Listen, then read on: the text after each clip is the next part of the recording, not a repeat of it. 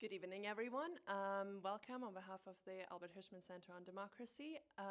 Tonight we are celebrating Professor Keo's book launch, Imagining Malaya.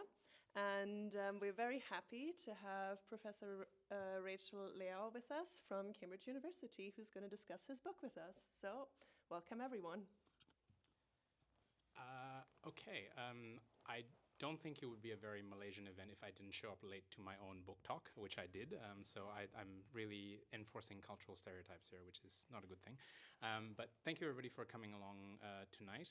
I have to say, I was not prepared for this format. I prepared for a completely different format. So if things go horribly wrong, this is the reason why.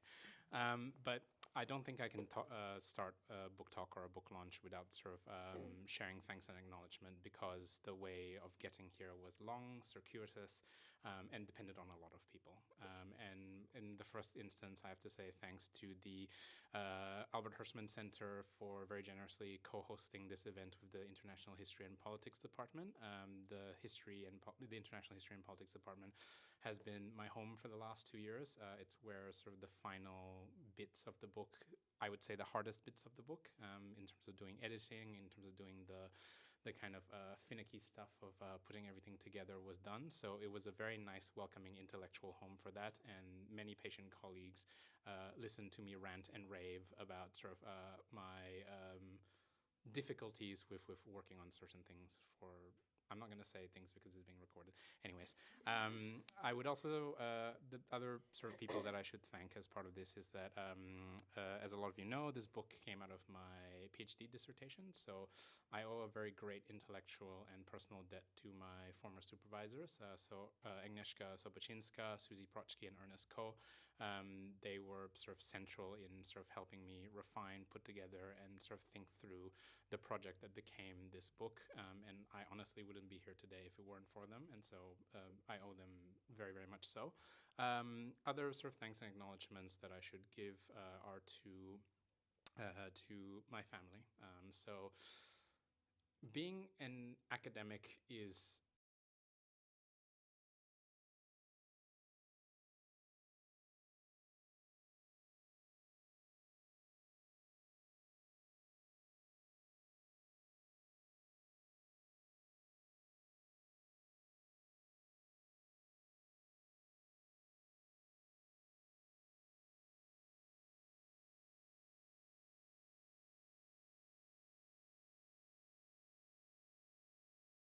There were points where they're just like, "Why are you doing this to yourself again?" I still ask myself that question, but that's a aside. Other thanks should also go to my partner, Francesca. Grazie mille mille for being in my life, for making a lot of this possible, in the sense of keeping me sort of grounded and allowing me to sort of like work my way through the complexities of putting together a book. There are too many people to thank, I have to say. This is one of the difficulties of writing a book.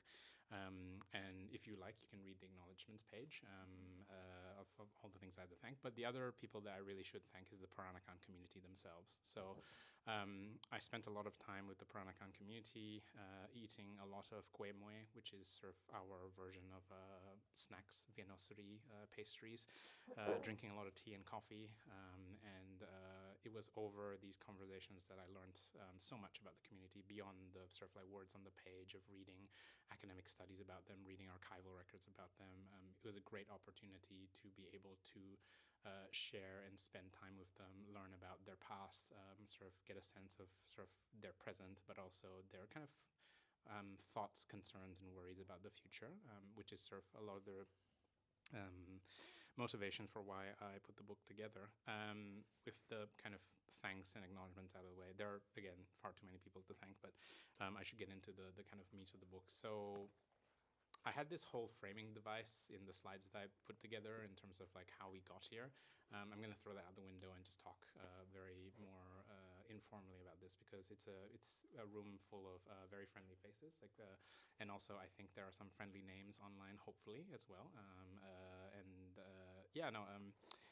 How I got to this book, as I said, this was a project that was born out of my PhD, which meant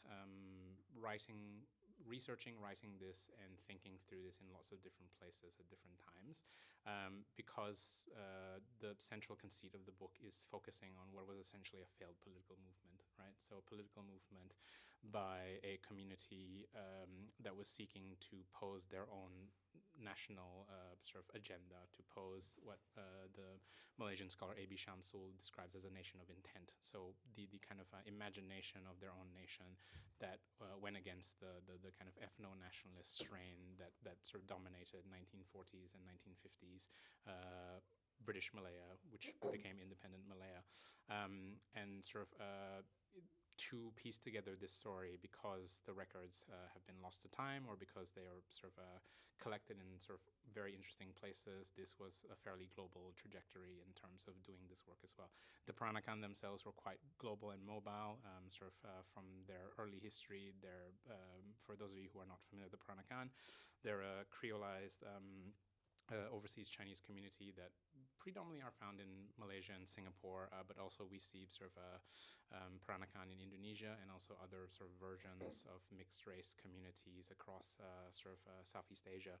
But because they spend a lot of time being mobile, and because after the end of their political movement with the kind of independence of Malaya, they also moved to all these different places. So I spent a lot of time with the community, not just in Malaysia and Singapore, but also in Australia, also in the UK, and trying to track this kind of political movement took multi-sited archival research in a whole list of places that I won't name because that would take too long, and also because the kind of process of putting it together was it wasn't a straightforward one. I think all of us are researchers in the room, and as we all know, research is not a sort of linear trajectory. There's a lot of progress sometimes, and there's a lot of regression a lot of times as well.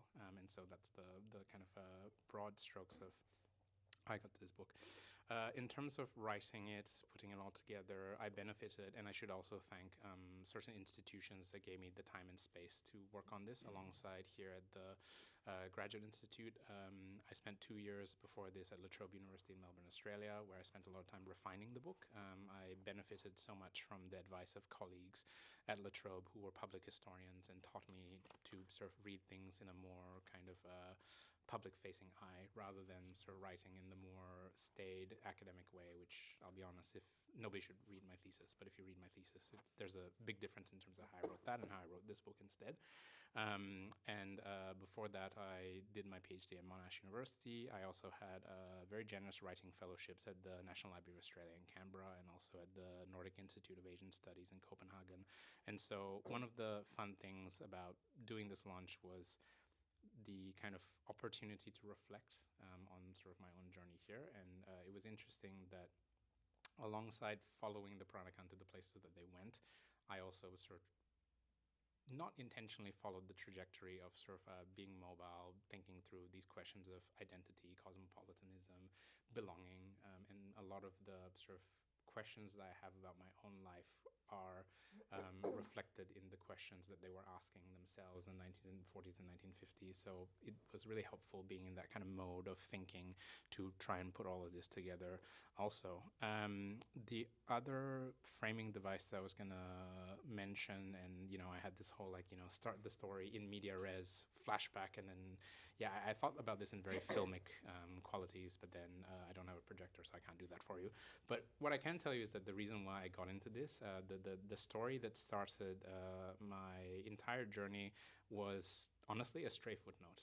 So this is also a sort of pitch to any graduate students in the room: always read the footnotes, because you never know what you find, what gold you'll find. But in the footnotes, I found a mention of of a sort of attempt by my hometown, the state of Penang, the island state of Penang, attempting to secede from the Federation of Malaya in 1948, which was sort of the nascent beginnings of the kind of putting together of the Malayan nation. This is also in the context of the Malayan emergency, when the Malayan Communist Party launched an insurgency against the British colonial state, and the British colonial state responded with immense violence and repression.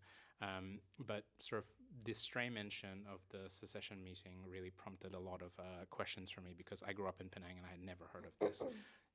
it makes a lot of sense for anyone who's ever been to Penang, knows people from Penang. There's this kind of sense of exceptionalism that a lot of people from there share. And so to a certain degree, it was not surprising that Penang tried to secede. But the fact was, for something that was so drastic, something that was such a sort of major historical moment, to disappear from the historical record was something that sort of piqued my curiosity.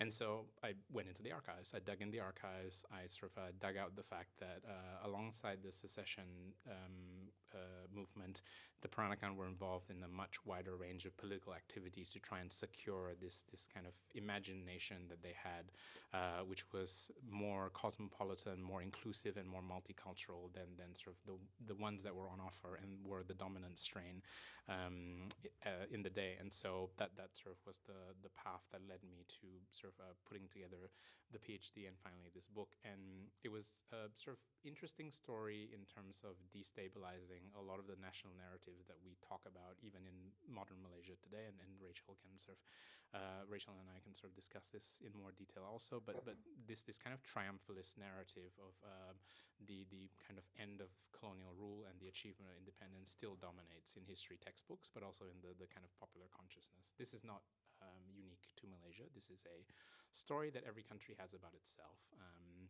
But it was something that I never really questioned growing up in Malaysia, because when you're growing up, you don't think about these things. It's only when you go to university and do a PhD that you start asking these questions about the nation state and whether it should exist or not.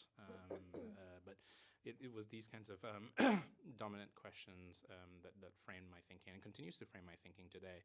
I'm still working on a bunch of different projects post the book. I know that I'm supposed to focus on the book, of course, but a lot of these questions continue to recur, and I still, there are a lot of unanswered questions left from the book, I have to admit. Also, there are certain things that I didn't manage to address by the end of putting this book together, but that also is an opportunity for other researchers to take up the mantle. Like, one of the questions that came out was, I focus on the Peranakan, but they were not the only community that tried to pose their own nation of intent. So there are all these other competing, but also sometimes cooperative visions of the Malayan nation that emerged from this period. So Eurasians, the communists themselves posed, we don't necessarily frame it in that nationalist kind of framing, because the kind of overwhelming national narratives that the communists were sort of loyal, not necessarily to the Malayan nation, but to this international communist specter. But they posed their own vision of the nation that was as valid as some of the other nations the nation that came out of independence, but also the nation that I talk about. All these are sort of interesting, valid, and important stories that we should untangle and dig through as well. And I think it's important to do this kind of work not just in the context of Malaysia, where I started out being very much a student of Malaysian history. Like, this work was Malaysian, is meant to be about Malaysia, but as I sort of spent time thinking about this, it's a question of empire, it's a question of colonialism, it's a question of sort of to sort of use the terminology that Robert Cribb and Leow use to talk about sort of minority communities that were quote-unquote left behind after the end of empire, orphans of empire. Like, the Peranakan are a great example of these kinds of orphans of empire, but there are so many different orphans of empire that remain sort of understudied in lots of different places in Asia, in Africa, in sort of Latin America, within sort of the context of world history and global history and international history. I'm just trying to think about all the other things I was trying to cover in the talk, because I don't have the slides with me at the moment, and I use them as my crutch. No, I'm kidding. Other things that I wanted to sort of frame as part of this discussion is that we tend to think about sort of the nation state in this kind of stable form, but, as I tried to show in this book, the nation is inherently contestable, continues to be contestable, and even if this kind of nation of intent no longer exists in the kind of Peranakan mindset, there are still people today in Malaysia who want to pose a more egalitarian, more cosmopolitan, more inclusive vision of the nation that we currently have. And so these questions are not questions of the past. They are very much live, present questions that we continue and should continue to grapple with in relation to the ways in which we think of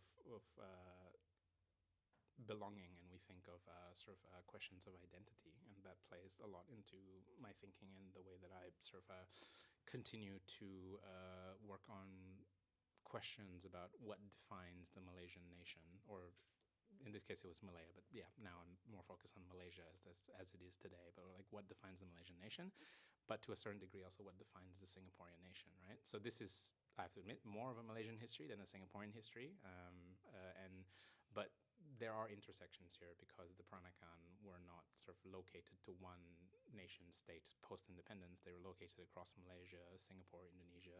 They were mobile. But this is also a good reminder of the intertwined history of Malaysia and Singapore, which tends to be told less so in academic history. I think we're past that. Hopefully, we're past that. But in more national narratives, it tends to be viewed as two distinct, separate countries, especially in the aftermath of separation after 1965. But really, even today, even if we are separated by borders, Malaysia and Singapore have shared cultural heritage. We have shared national stories. We have shared identities that I don't think are so easily erased as through a line that is drawn in the middle between on the causeway, somewhere on the causeway. I don't know where the official border is actually. Like, is it technically on the Singapore side, the Malaysia side, or somewhere in the middle? I think this is actually a debate that is still ongoing in international law. It's Johor. Okay, so it's the southernmost part of Malaysia.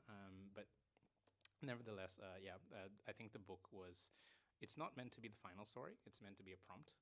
Like, I wrote this book out of it was the PhD, of course, but like it was me grappling with questions that I still haven't quite found the answers to, if I'm completely honest, about what defines Malaysia. Because one of the things growing up there is the question I've always asked, like, how do we function as a country? Like, it's a country made out of distinct states with different, some of you might know this because I love this fun fact about Malaysia. We have 8 royal families, and they have a rotating kind of paramount leadership. I always forget, I think I always forget Malacca.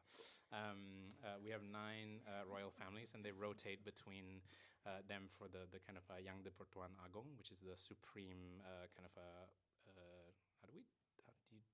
Yang de Pertuan Agong. It's like he who is Lord. Yeah, literal translation, he who is Lord, but basically paramount constitutional monarch of Malaysia. And so how does that function? That's one question I have. The other question is that we're a country that's made up predominantly of ethnic Malays, Chinese, Indians. The official category is Malays, Chinese, Indians, and others. That's problematic in so many different ways. But yeah, how does this kind of function in a multicultural modern society? How does this function across complex borders, in the sense of Malaysia is also split between Peninsula Malaysia and also Borneo, right? So Sabah and Sarawak are on a completely different island. How does this function? The answer is it doesn't really. Sabah and Sarawak occasionally try to secede, so that's a whole other separate thing that I can probably spend time talking about. But I think that's basically it from me in terms of what I wanted to touch upon with regards to the book itself. I believe that the publishers told me that I should tell you that it's 30% off if you want to buy a copy of the book. But I will also say that thanks to the generous support of the Swiss National Science Foundation, this book is actually open access. So if you actually want to read the book, I would recommend reading the open access. Can we make OUP not hear this part? But yeah, read the open access version of the book rather than buy a copy of the book, because it's very expensive. Can you say something about the cover? I can say something about the cover. So I have to say compliments to the designer for the cover, because I gave them very little to work with. All I did was give them a copy of this this flag, which is actually looks almost exactly the same as the contemporary Malaysian flag, but it's not. It's actually the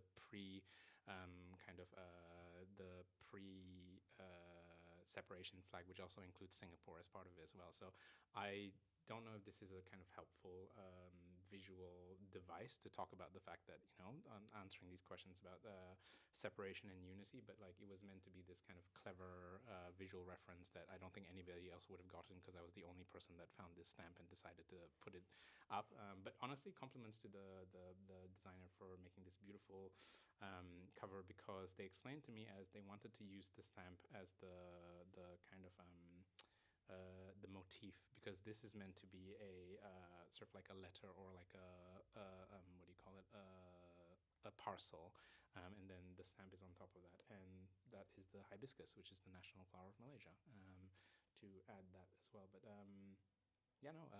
honestly, I had nothing to do with the cover. This was all the designer, and like this is also a pitch as to why human designers are the best thing ever. And do not use AI for your books. Do not use AI for designing things. Get an actual human being to do it, because only they can come up with genius, beautiful things like this. But yes, I think that's really it from me. And thank you all for being here. It's really lovely. It's been sort of an experience, and I hope that you learned something from my weird ramblings. And yeah, I look forward to the discussions that we'll have, especially the comments from Rachel, who I forgot to thank Rachel for making it all the way here, because I should also say that I'm a very big fan of Rachel's work. Rachel has been sort of very influential in the way that I think, process, and do Malaysian history. Also because Rachel is a great model in terms of the importance of continuing to do Malaysian history, because at certain points I have to be honest, I was just like, why am I doing this? No one will ever read this or think about this. But sort of Rachel's sort of brilliant ways of rethinking Malaysian history as part of global processes and as part of global stories was a really influential and inspirational way of me thinking about the way that I did my book as well. So yeah, I should have thanked you at the start, but I can thank you at the end. Yeah, that's it from me, aside from responding to questions, comments, etc. And thank you all for being here.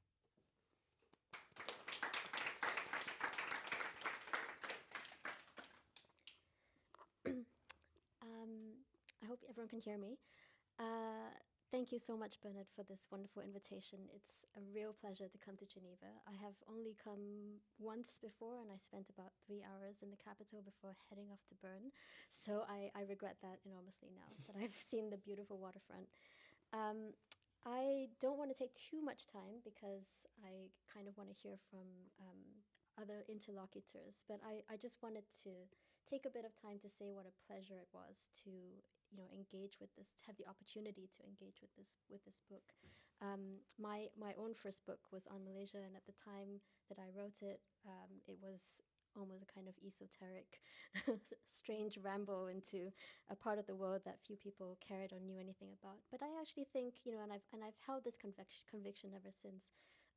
Malaysia is actually a fascinating palimpsest of some of the most formative processes that shaped the modern world.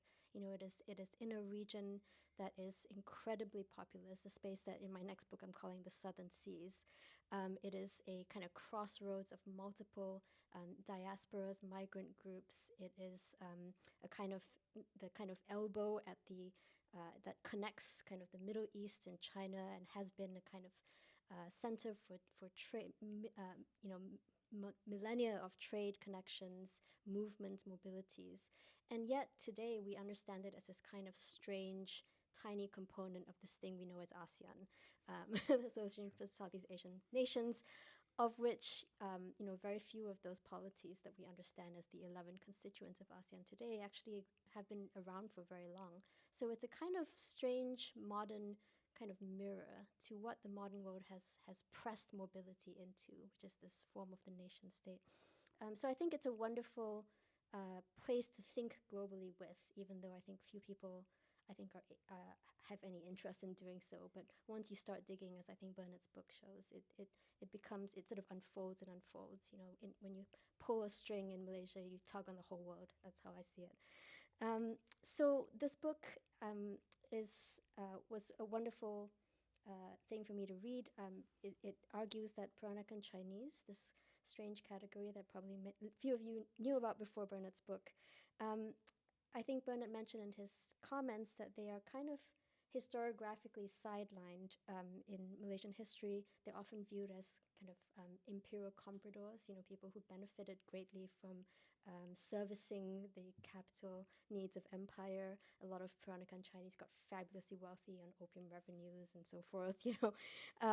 Their stereotype is that they are apolitical. They sort of keep their distance from politics and sometimes even reactionary. So Bernard's reading of the secessionist movement, which, as he says, has kind of disappeared into the past, where it has been studied, it's often viewed as a kind of retrogressive move.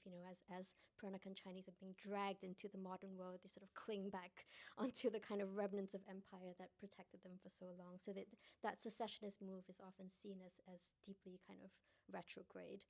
But actually what Bernard's book is doing is trying to say, well, actually what they were doing is formulating a civic non-ethnic vision of Malayan nationhood, which in a way places them as architects of the kind of civic project of Malayan nationalism rather than the kind of communalistic, race-based ethnic project that it has become and in a way still persists as. We have parties for most of the 20th century after independence that were explicitly race-based. There was the Malay Party, there was the Chinese Party, there was the much beleaguered Indian Party, and so forth.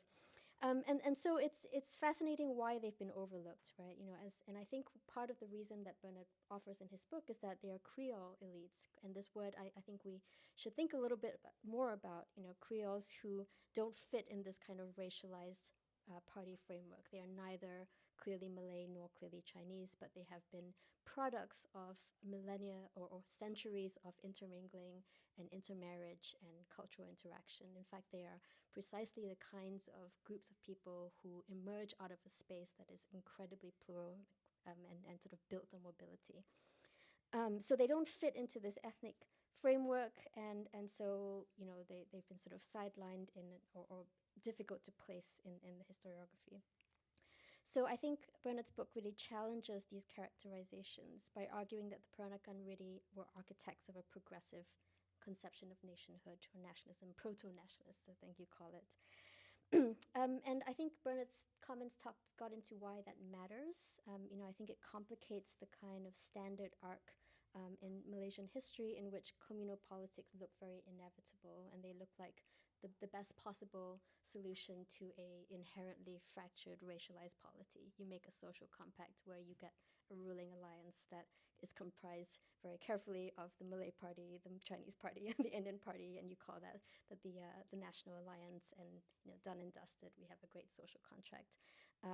Doesn't really work. But what Bernard's work is showing is that at the time that compact is made, there were many other paths not taken in the formulation of what Malaysia could have been, or what it maybe if you take the Peranakan view ought to have been, something that was built more on a kind of civic democracy and a non-racial or racialist or even racist framing of the nation. So, his book is recovering forms of political imagination in the transition from empires to nation state. And so, and I think that he shows that the Peranakan political journey was this kind of adaptive struggle to realize a cosmopolitan Malayan nation from the get-go.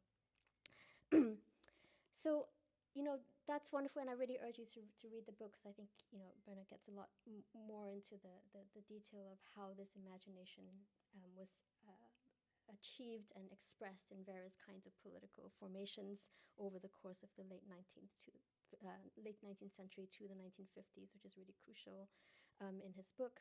But I wanted to kind of shift our focus a little bit, since this is a non-Malaysia specialist audience, and to think about what Peranakan is actually, what that is. I mean, Bernard talked about it at the beginning of his talk as, it's these kind of Creole communities that you find in Malaysia and Indonesia.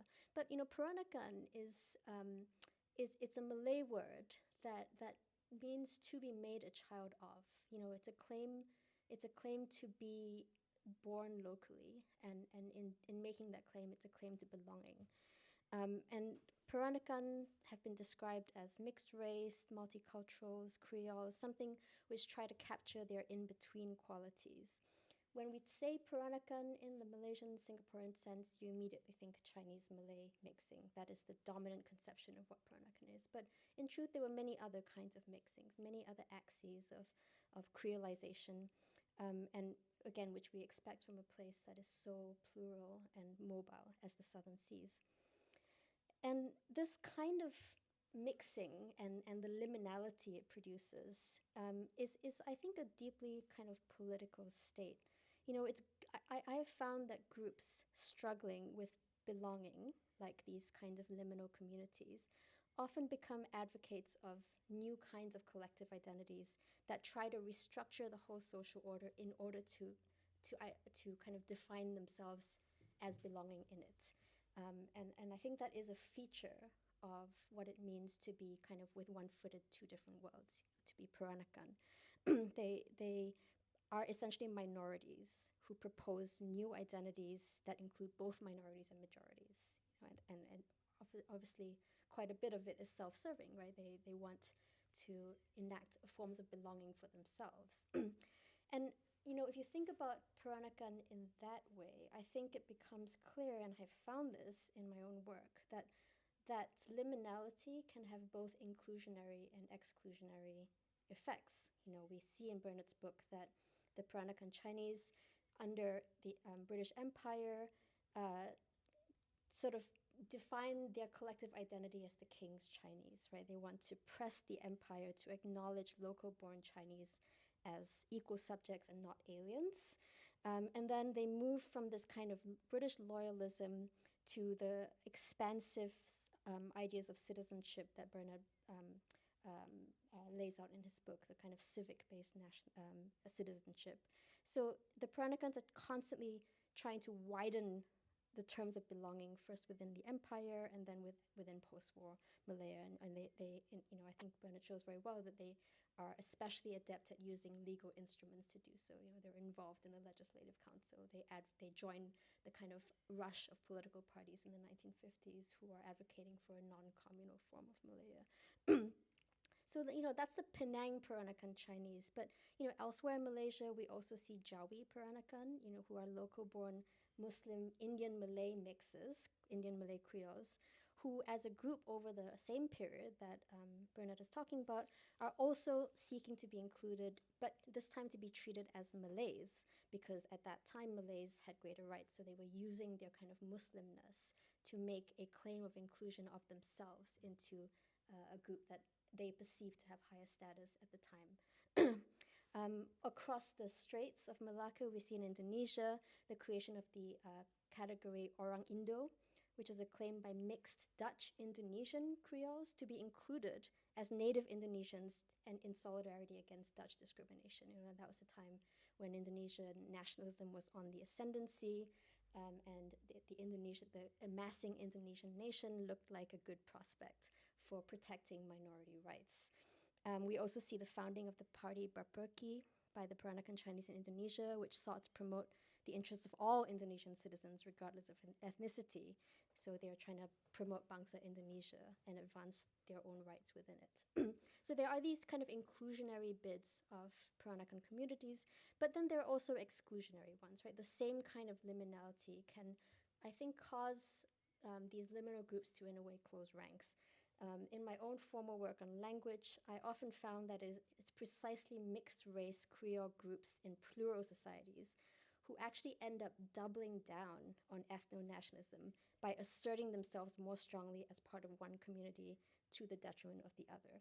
So they kind of double down on ethno-nationalism rather than take the kind of civic inclusion story that Bernard's book is telling. And I suppose the prime example here is our dear former Malaysian Prime Minister Mahathir Mohamad, of both Indian and Malay descent, whose Peranakanness rather lent itself to a wildly exclusionary ethno-nationalism early in his career.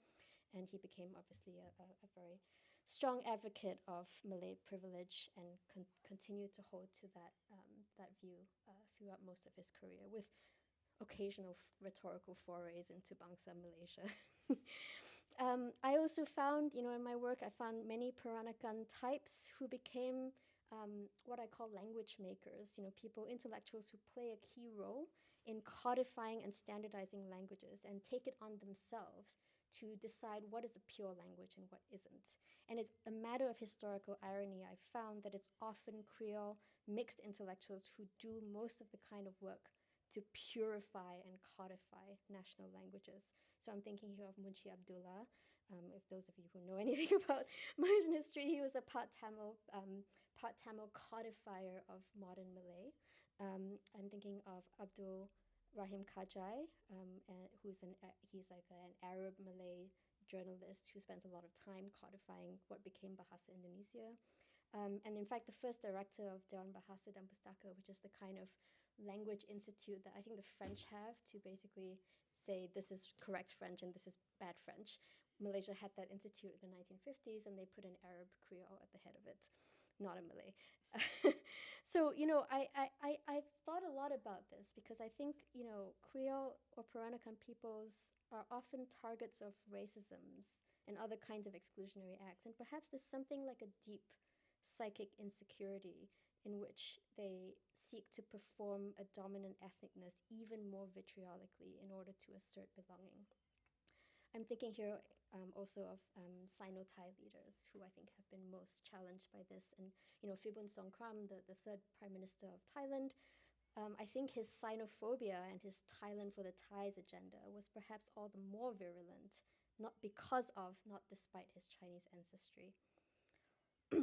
So I think it's in this context that we can understand how and why, in Bernard's book, a Penang Peranakan Chinese like Song Ong Xiang might have also argued that the King's Chinese Peranakan were distinct from and better than the wider Chinese community, claiming privileges for themselves as a better class of subjects and pursuing a form of inclusion and empire for Peranakan Chinese that sometimes meant dismissing or even condescendingly excluding so-called newcomer Chinese, 新客 Chinese.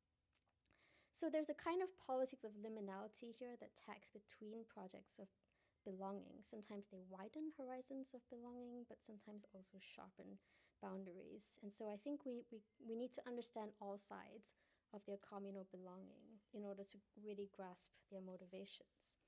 And so in this regard, I found Bernard's book's treatment of the Peranakan Chinese liminality with their Chinese side curiously absent.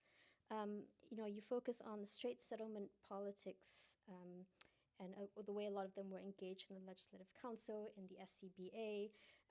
But I think in a way, in your eagerness to focus on their legal adeptness, I think you maybe put to one side the way that some of these key Straits Chinese intellectuals are actually operating in a Chinese environment as much as a Malay or British speaking one. I was thinking, most famously of Lim Boon Keng, who is the, he's the kind of arch Janus in this regard. On the one hand, he's this LegCo member, but then he's also, he becomes an appointee in Sun Yat-sen's cabinet in 1913. Later, he becomes president of Xiamen University. In around the Boxer Rebellion, he's the one who facilitates the constitutional monarchist project in Singapore by, giving space for Kang Yi-wei and his Bao Huanghui project to take root and sort of orchestrate uprisings in China from afar. Ko Lei Huan, who was the first Capitan Chino of Penang, yes, he had lots of comprador ties to the British, but he also had a lot of connections to late Qing officials, including Lin Zexu. And in fact, one of his sons becomes a governor of Taiwan later, and then another grandson becomes a professor at Peking University. So these people are liminal individuals, of which your story of Imagining Malaya has shed beautiful light on this one side, but how do we account for the networks that spread beyond that? What does that mean? I'm thinking of Kang Yi-wei especially, who was really close to lots of Lim Boon Keng circles. So, I know that you say in the introduction that you want to put these Chinese connections aside because they're cultural and therefore not political, but then you also want to say that Peranakan belonging in the British Imperial Project is both cultural and therefore also political. So there's a kind of tension here. They are learning English, they're speaking English better than the Brits, they're, all this stuff, but then they're also maintaining these really important cultural and therefore perhaps also political ties to China. So what is happening? What is that? What is happening here?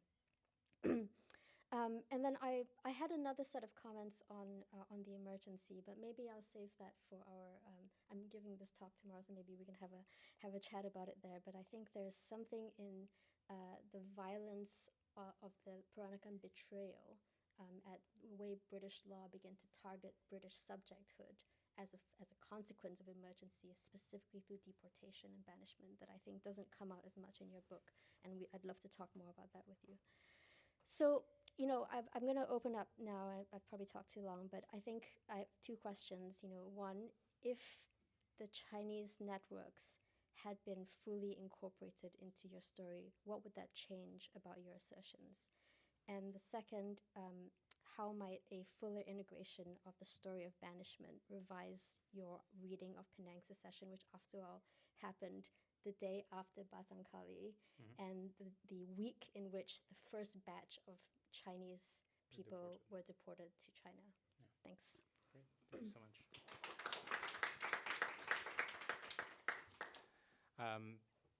I might respond first and then we can open up.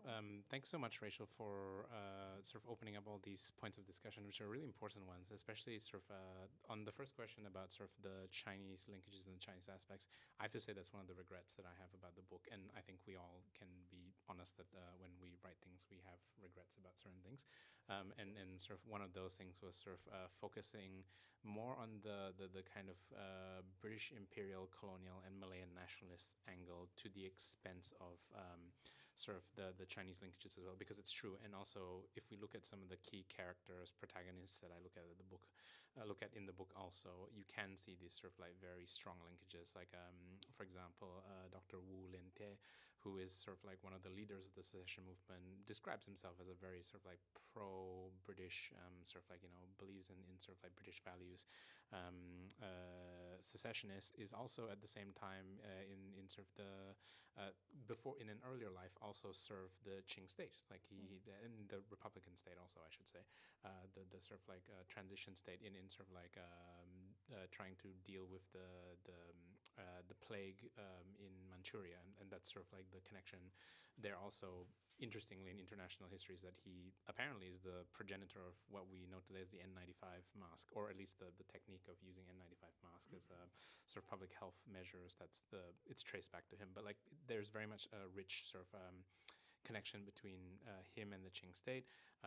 In the case of other sort of major leaders, Tan Cheng Lock, who, as you were talking about in terms of that question of inclusion and exclusion, becomes this interesting figure of, he becomes the leader of a sort of out-and-out communal party, like the Malayan Chinese Association. But he's also more complicated than this kind of like enemy of the sort of like his counterparts who are advocating for more sort of Malayan nationalism through the lens of the kind of Peranakan of Penang. He is also being more inclusive in the sense that like he actually embraces the other Chinese, right? Like he embraces Sinkiang Chinese in the sort of, my Hokkien pronunciation is better than my Mandarin, I have to admit. But so he sort of embraces the kind of quote-unquote new Chinese that the Peranakan tend to exclude. They tend to look at them as like, we're better than them. They don't fit within our model of what we think of as loyal British subjects or loyal Malayan subjects. Although that also changes over time and over depending on each individual person involved in the secession committee or not. There are plenty of people who had more progressive politics, but that's also one of the tensions that I try to bring out in the book, is that sort of there are very progressive, very cosmopolitan actors, but they also share a lot of these exclusionary politics and exclusionary thinking. And as much as they sort of advocate for this deracinated Malaya, they do also make comments about sort of like the Malays and about sort of fellow Chinese, but also about Indians, and sort of like the way that they view the world is not necessarily always through that cosmopolitan lens. Like a lot of them do, but some of them also do not. And yeah, part of the reason why the Chinese connections were not drawn out was because it was such a, to me, from digging through, it was such a big project that I felt that it was a completely different book, and one that maybe I might write one day, but also maybe someone else might be interested in writing as well. So there's been, I'm not sure about you, but I've had the privilege of meeting a lot of new graduate students, PhDs, master students, who are really taking sort of Malaysian history more seriously in the vein of sort of like global history, which is not to say that there is not serious Malaysian history that is being done that's focused on Malaysia, but there's been a lot of interesting work that's been happening in the last couple of years, and I'm very chuffed to see that sort of conversation happening, and so that might be the mantle to be taken up by PhDs, because as much as I enjoyed putting together this book and I enjoy sort of talking about the book, I would also like to work on new projects. This is the tension of being a researcher, I think, which is not to say I might not go back to it at some point as well. And sort of on the point about the emergency, just as an aside, I did my honors degree on the emergency. I left it, did this, which is sort of linked, but not really, as you said, to the emergency. And now I'm back working on the emergency again. So you never know. You end up in places that you don't expect. But on the kind of question of banishment, deportation, and sort of like its linkages to the secession movement, it's very much sort of there is this kind of circumstantial link, but in all the documents that I saw, and this is one of the difficulties of recovering this book, was that a lot of the people that I was tracing they did not leave behind their own records. I had to find them in the records of the state, or I had to find them in the records of other people's perceptions of them, because failed political movements don't tend to keep very good records, for good reason, because you still have to live in the country after your political movement has failed, so you destroy papers, which is actually, again, if some people read the footnotes, there's a mention of this, that some of the paperwork was actually destroyed by what is now the Peranakan Association, but was previously the Straits Chinese British Association, which was the one that led the charge for the secession movement. But on the sort of question of banishment, deportation, this rings very heavily in the minds of, or from my reading of it, rings very heavily in the minds of a lot of these Peranakan activists, also because, as I talk about in sort of the chapter that sort of engages a little bit with the emergency, one of their own is killed, sort of like in sort of like very soon after the sort of outbreak of the emergency, and so it plays very heavily into their thinking regarding why they choose to go down this path, which is essentially, we leave a federation of Malaya that is looking like it will go to become an independent state, and make this argument for like, we would like to still remain, despite getting some self-government within the confines of the British Empire, but they view it from the lens of like, this is the safer route, especially also because I think they're under the false impression that by virtue of being British subjects, they would be protected from the question of deportation or banishments, even though that's not how that functioned. The British state did not discriminate between those that were well, no, it did not discriminate. That's my own right. Did not discriminate between those that were British subjects and not British subjects in choosing to try and they tried, but I don't think they were necessarily successful, because there were legal debates over the. This is the part that's really interesting, actually, because in 1949, over 100 British subjects were deported to China, and it caused a huge ruckus. But people like B.H. Un, who you mentioned in your book, took that issue exactly. up on. They took it up to the kind of like point about sort of like these questions, and like this is a recurring question in sort of the history of the Peranakan, because in the 19th century they're also sort of like making this case about sort of like the lack of protections for British subjects. So there's this kind of inherent tension whereby they argue for a cosmopolitan, inclusive model, but they do so through the confines of the British Empire, which could not be described as a liberal, cosmopolitan, or sort of inclusive political project. So yeah, that's one of the things that I think I would have liked to spend more time.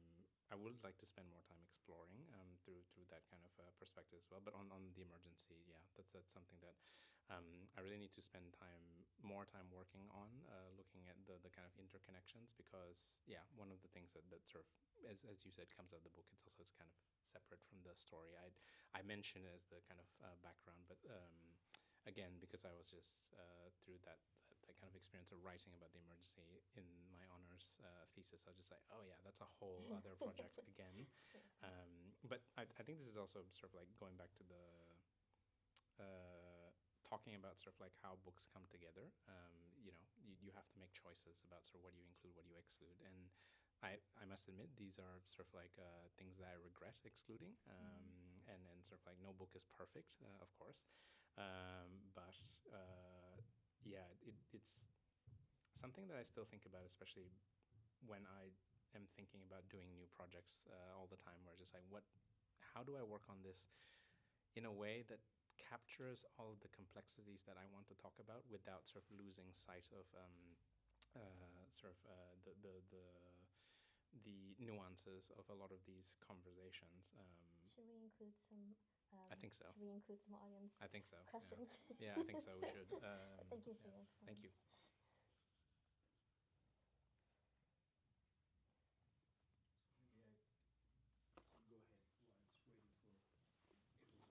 Gather their thoughts. So I had a very basic question. So what was the politics of the civic nationalism of the Peranakan Chinese, given that they seem to have gravitated from a position of collaborating and seeking shelter under the British Empire to a position of secession, not just from the future Malaysia, which has not quite emerged, but also, I would imagine, from the British Empire.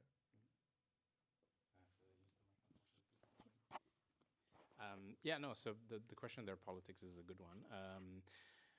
It's complicated in the sense that sort of one of the things that I tried to do as part of the book was to unpack all the different strands of their politics, right? So like on the one hand, there were those that were sort of operating within the confines of these ostensibly intercommunal, non-communal political parties, but then you also have actors like Tan Cheng Lock, but also actually a lot of the secessionists themselves were members of the Malayan Chinese Association, which was a sort of like specifically communal, specifically kind of ethno-nationalist based organization, because the point that I try to argue is that they're doing this pragmatically, right? Like it's a pragmatic choice that they can see that the Malayan Chinese Association is the kind of political party that will have the most political power. So why don't we try to operate through that office as well? So it really depends, and sort of like again on things that I regret not chasing up on is also the kind of the one interesting case study, although I suspected there were more and just couldn't find them in the archives, of Peranakan Chinese who also had communist loyalties, like Lim Beng Hui, who was the kind of editor and the writer for Malayan Monitor based in the UK. He was from an elite sort of Peranakan family, but he sort of he became a sort of he started off at the Malayan Democratic Union, which is like the kind of one of the fronts of the Malayan Communist Party, but then later on became a kind of out and out. Lim Hongbi, is it Lim Hongbi? Is it Lim Hongbi or is it it's Lim? Yeah, right. It's Lim Hongbi. Lim Hongbi, who's a sort of becomes a sort of out and out communist as well. So the politics are sort of split across all these different strands, and there's no real clear cut. I focus on sort of one particular strand, the ones that were sort of the ones that were dominated more by this kind of cosmopolitan inclusive model. But that being said, it's not the only, and as Rachel pointed out as well, it's not the only kind of way in which the Peranakan thought about themselves and thought about how to operate within the political sphere. So yeah, the sort of short answer is that there are all these competing strands of their politics, and you can also see some of the actors switch sides, right? So they start off sort of cosmopolitan and inclusive, and then they shift towards more communal politics. They also shift back sometimes, and for a lot of the secessionists in the aftermath of independence, they joined or they continued to be members of the Malayan Chinese Association and continued to be sort of like major leaders in the association, and then sort of like took up the cause of less of being Peranakan so much as being Chinese, right? So that also flips the identity politics question in the aftermath of independence also. But I think there was more questions somewhere, I thought.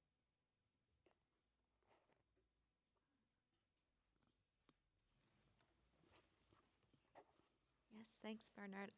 I was wondering, for this kind of vision of civic nationalism, are they drawing on some other ideas of civic nationalism beyond the Malayan context? What are their kind of reference points? Because of course this is a period where globally there's nationalist movements. Some are more ethnic leaning, some are more cosmopolitan or multinational.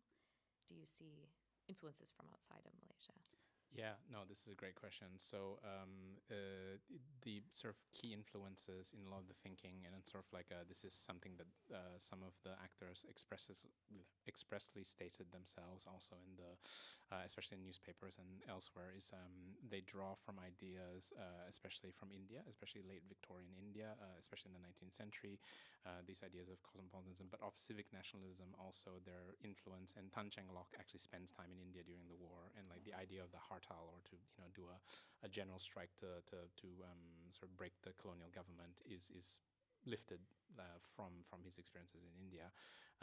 But you also see Peranakan make reference to Indonesia, right? So they're looking at their counterparts, but also they're looking at their kind of kin across the water to Indonesia, to see not just in terms of the positivist kind of civic nationalist models that we can borrow from, but also the negative sort of like, we see the ways in which like being ethnic Chinese can make you a target also. And so they draw from all these different experiences. They're also drawing from China, right? So there's a lot of influences from China, borrowing the different strands of political thinking. And as Rachel was pointing out, one of the big one of the big things that the Straits Chinese or the Peranakan Chinese or Chinese, overseas Chinese play a role in is in terms of supporting the revolution, right? The 1911 revolution. Sun Yat-sen spends a lot of time in Penang, in Singapore, traveling across Southeast Asia to gather support, to sort of like build institutions, to gather funding in order to support these sort of uprisings and later the revolution. So there's a sort of like a mix of all these influences from different trajectories that come into Malaya that they bore as well. And sort of, I think it really goes to show Rachel's point about like thinking about Malaysia as this sort of like, it's kind of the, not to put a Malaysia-centric view and say like it's the center of the world, but like there's a lot of things that flow in and flow out of Malaysia that we don't often see in more non-Malaysia specific contexts.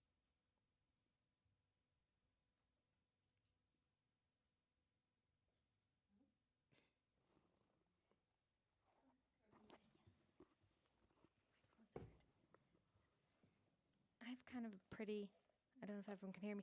I have a question about, so your archival sources are like incredibly rich and impressive, and you'd visited so many archives. So I have kind of two questions about the archives.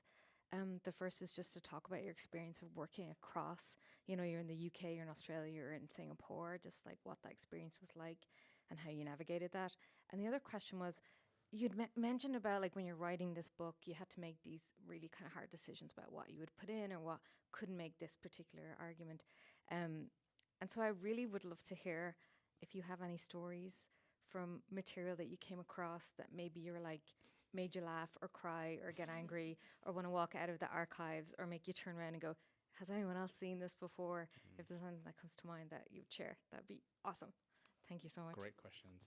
So on the sort of like working in different archives, I think we, like for those of us who are historians or work in history, this is the perennial challenge of working through multiple archives. You spend a lot of time learning the systems. I would say that that's sort of like the key thing that unites my explorations in these different archives is learning to deal with the bureaucracy of different archives and how they function. They work at very different paces and in very different settings. I still have very interesting memories of doing research at the National Archives of Singapore at a time when the archives themselves were shut and they moved to this interesting system. I don't know if you had to do this as well, where they put you in this panopticon bubble in the NLB, where they built this massive glass enclosure in the sort of like National Library of Singapore building, where you are observed at all times by other patrons, and like there's not that many people, or I don't know about your time, but when I was there, I was the only person sitting in a glass bubble and felt like a prisoner. I think like a fish, that's right, fish, looking like a fish, which was also not only being watched by sort of people walking past, but also by surveillance cameras inside the room. I felt very home. I feel very at home here. That's true. Once I moved from there to here, I was just like, oh, this is home. No, I mean, I have a sort of like semi-embarrassing story about this, where after sort of like looking at God knows how many sort of like electronic documents, I was starting to get a little bit sleepy. So I may have fallen asleep on the computer, and one of the poor archivists had to come into the room and wake me up because they saw on the camera that I was, just like slumped over, and they were just like, "Is he okay?" So that's one fun story that I can share from doing archival research. The documents were not boring. I think it was just like you look through like hundreds of documents on a screen. It's very tiring, especially on a screen, as opposed to like and also when I'm in archives, when I deal with like actual physical paper, I'm always so scared that I'm going to destroy it. So like I'm very careful with like digitized stuff. I'm just like scroll, which I don't know if it's good. Honestly, I don't think it's great archival practice. Like it's something about going into the archive that I think is still important. And I say this as fellow historians. I think we all agree on this. Other stories. So other sort of fun stories. One thing that I excluded, and I don't know if you ever came across this when you were doing your research into the emergency, but I came across this crazy story about Gerald Templer, who was both the director of operations of the emergency and the High Commissioner for Malaya, so the highest ranking both civilian and military officer during the height of the emergency, writing to the Army Corps of Engineers, or the equivalent. I can't remember their specific nomenclature, but basically asking, can I get some what is the material called? It's kind of like putty, like basically just to fix something. And he was like, "Oh, I knocked over a bust of Queen Elizabeth, and I broke her nose, and I have to put it back together. Could you send me like a inordinate amount of putty so that I can do this?" And so I didn't know how to incorporate. I really wanted to, but I couldn't, and it'll go somewhere, I think. And I tell this story actually quite frequently when I talk about sort of when I do talks, or I teach, because it's one of these like archival gems where just like, honestly, I have no idea how to fit this in anything, but like, it's just a great story. And like just the guy that is in charge of fighting a war, being like, what's important for me to write to the engineers to be like, I really have to fix this bust of Queen Elizabeth in my office that I broke. Can you help me out with this? So that's another fun story. But yeah, I mean, I have a lot of embarrassing stories from the archives, but maybe I shouldn't talk about all of them. I might save them and not embarrass myself further. All right, we're done apparently. Great. Thank you, everybody.